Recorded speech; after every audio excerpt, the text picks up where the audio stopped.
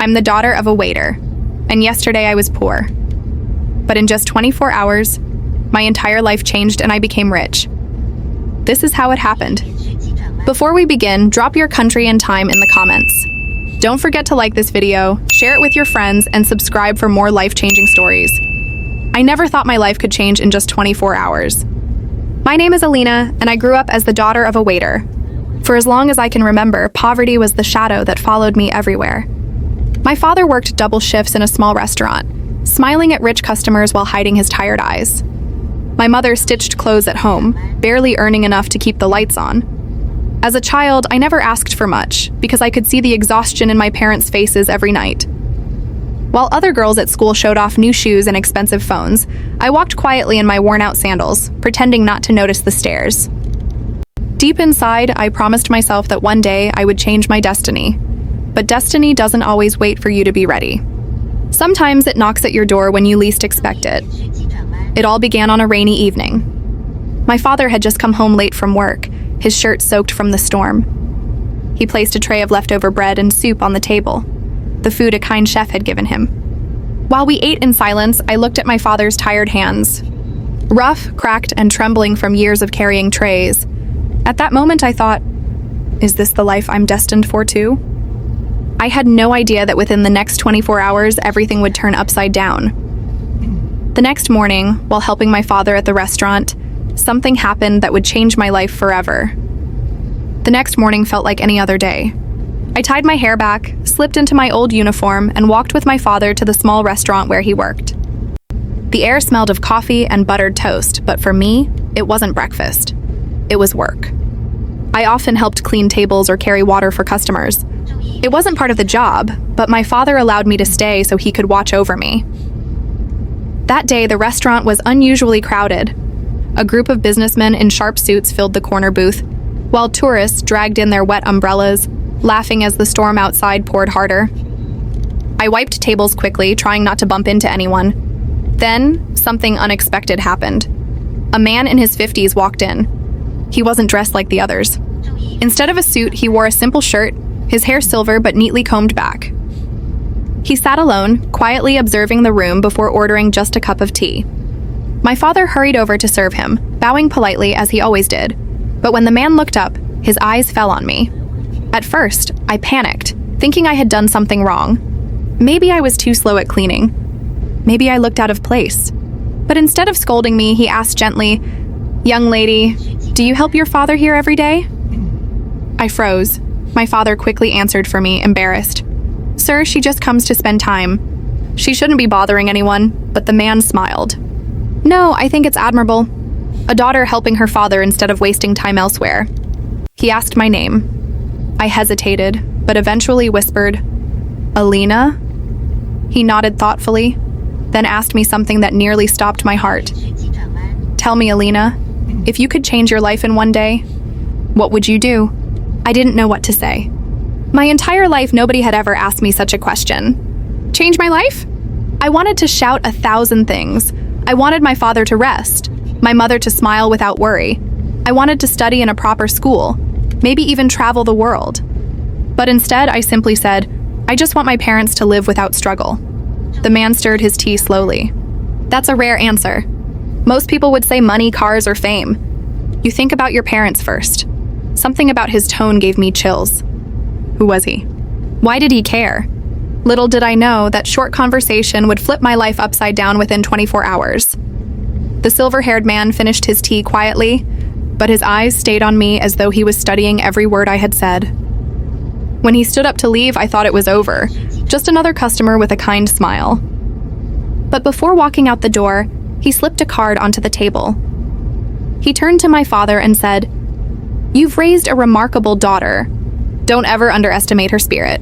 And then he was gone. I hurried to pick up the card.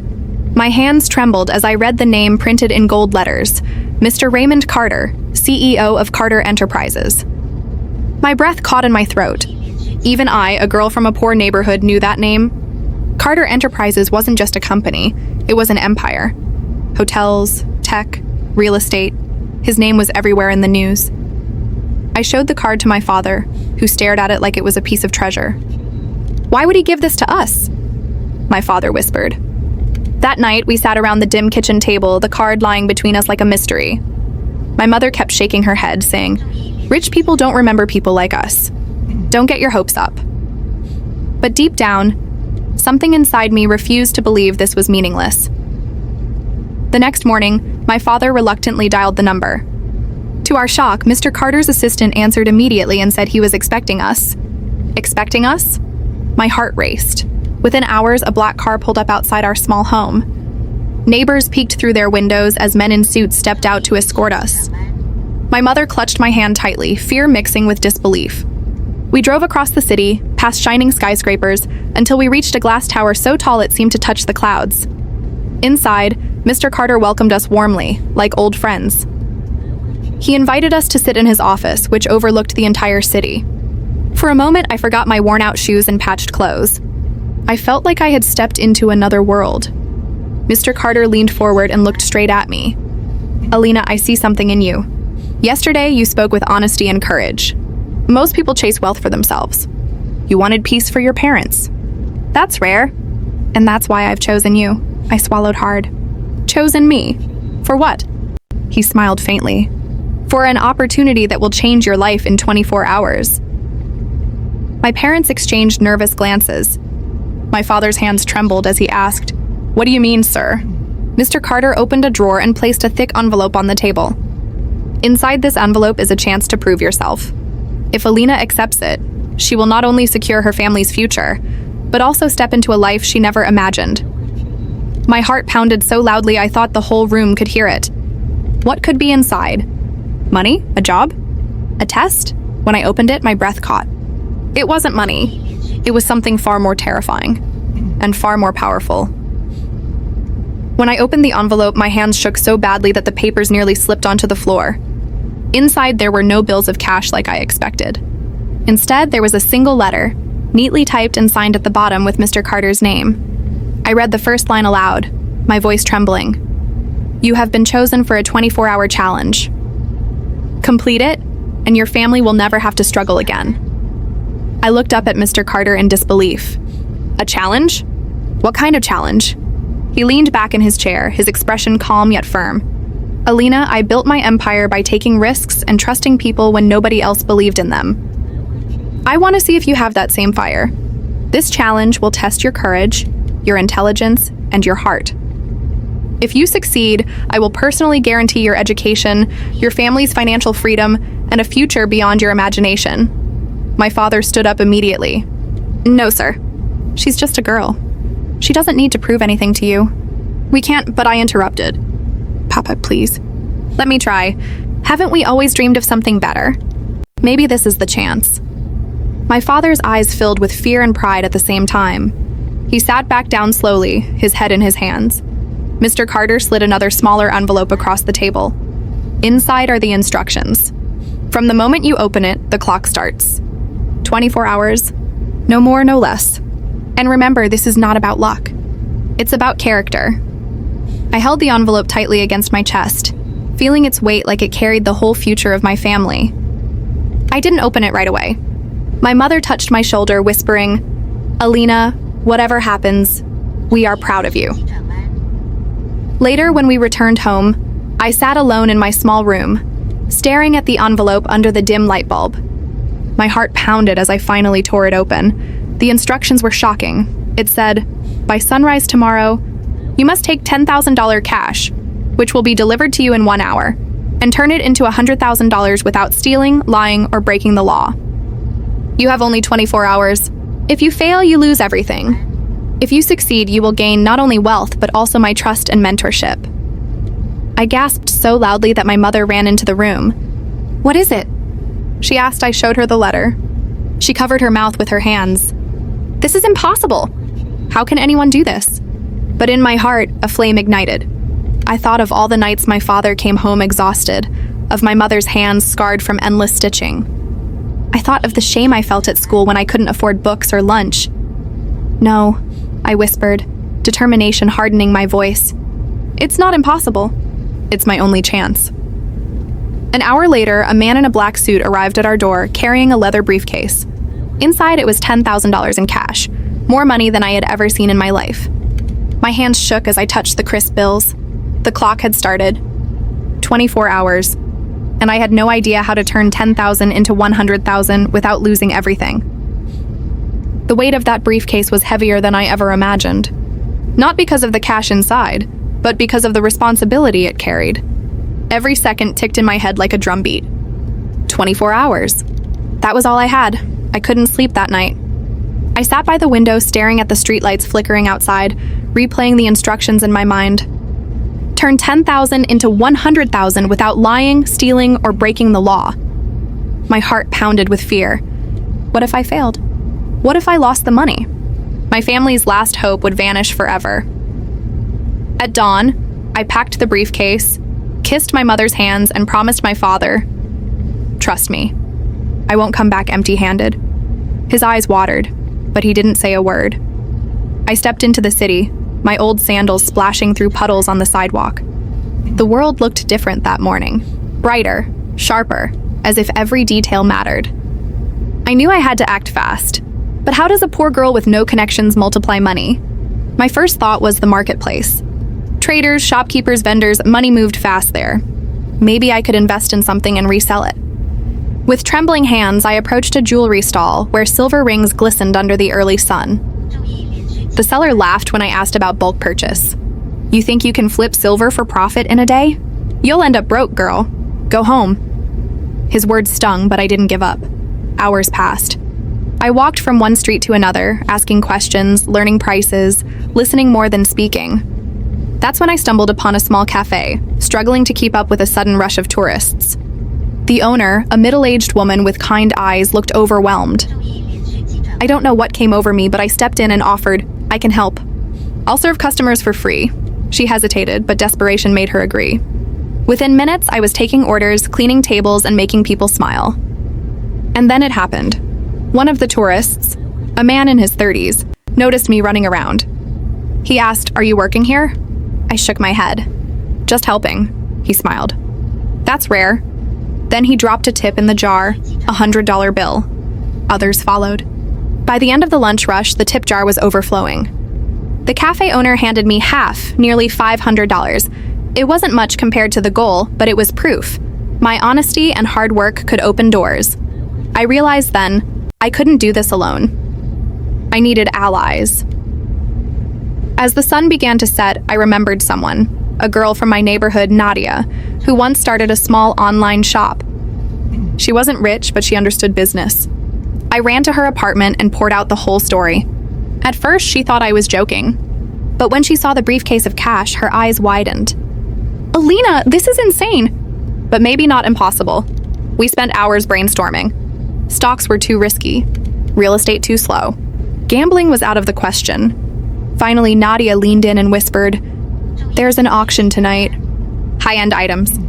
Sometimes people undervalue pieces because they don't know their worth. If we buy smart, we could flip it fast." My pulse raced. An auction? I had never even stepped into one. But this was my only shot. By nightfall, we stood in front of a grand hall filled with chandeliers and polished marble floors. I clutched the briefcase like my life depended on it. Inside, wealthy bidders raised paddles, shouting numbers I couldn't even comprehend. My stomach churned. I didn't belong here, but then I spotted it. A painting, dusty and ignored, with a starting price of just $2,000. Something about it caught my eye. The brushstrokes, the signature in the corner. I whispered to Nadia, "That's worth more." "I can feel it," she hesitated. "If you're wrong, you'll waste everything." But I raised the paddle anyway. The room fell silent as the auctioneer called out, "Sold!" to the young lady in the back. And in that moment, the countdown to my destiny grew louder. When the gavel struck and the painting was officially mine, my knees almost gave out. $2,000 gone, just like that. The briefcase felt lighter, my chest heavier. I couldn't shake the thought, what if I just destroyed my only chance? Nadia squeezed my arm. "Stay calm. Trust your instinct." We carried the painting out of the auction hall under curious stares. Outside, the city was buzzing with nightlife, but for me, every tick of the clock echoed like thunder. 18 hours left. We rushed to a small gallery owned by an art dealer Nadia knew. The moment he saw the painting, his eyes widened. He pulled it under the light, studying the signature with a magnifying glass.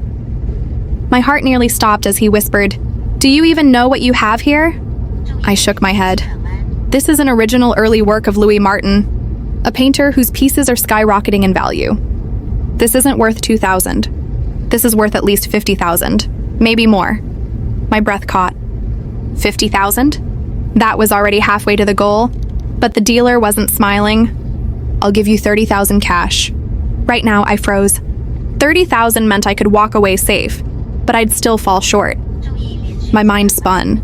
Play it safe or risk everything? I looked at Nadia. She whispered, "If you take 30, you fail.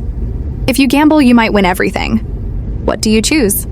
For the first time in my life, I didn't think of fear. I thought of my father's cracked hands, my mother's weary smile. I stood taller and said, "No deal." The dealer frowned, but I walked out holding the painting tighter than ever. I had chosen risk. The night stretched on. Exhaustion gnawed at me, but adrenaline kept me moving. Nadia made calls, sent photos, searched buyers online. Finally, just before dawn, a message came. A private collector wanted to see the painting. He was flying out of the country in a few hours and was willing to pay big if it was authentic. We raced to a luxury hotel where the collector was staying. My heart pounded as he examined the painting under the golden lights of the lobby. He turned to me slowly, his face unreadable. "I'll give you 105,000. Cash." For a moment, I couldn't breathe. My legs shook. My entire future balanced on this moment. "Yes," I whispered, tears spilling from my eyes. Yes, the deal was made. The collector's men counted the bills, stacks upon stacks until the total reached 105,000. My trembling hands placed the money back into the briefcase. The challenge was complete. When I walked back into Mr. Carter's office later that morning, I placed the briefcase on his desk. His eyes scanned the bills, then lifted to meet mine. For the first time, he smiled. "Alina," he said softly, "in just 24 hours, you showed courage, intelligence, and above all, integrity. You didn't just make money. You proved who you are. From today, you are no longer just the daughter of a waiter. You are a woman with a future." My father's tears spilled freely as he gripped my shoulders. My mother sobbed into her hands, and me, I stood taller than I ever had in my life, because in just 24 hours, I had turned despair into destiny. And that's how a poor waiter's daughter became rich in just one day. Remember, sometimes life changes not because of luck, but because of courage. If you believe in yourself, impossible things can happen. Don't forget to like, share, and subscribe for more stories like this one.